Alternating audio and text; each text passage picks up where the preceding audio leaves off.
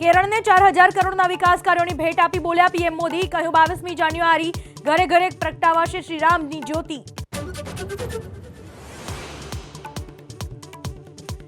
પ્રાણ પ્રતિષ્ઠા પહેલા અયોધ્યા નગરીમાં રામલલ્લાની મૂર્તિનું ભ્રમણ. ગર્ભગૃહમાં કરાયું પૂજન. ભક્તોમાં ઉત્સાહ.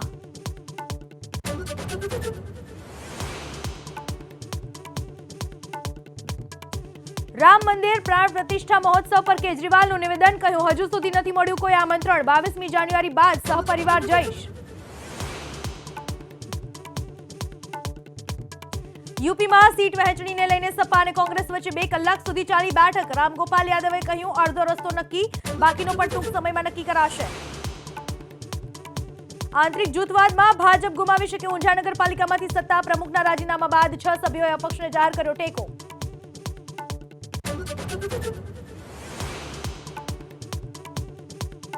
ભારતીય શેર બજાર ધડામ. નિફ્ટીમાં 460, સેન્સેક્સમાં 1600 પોઈન્ટથી વધુનો કડાકો.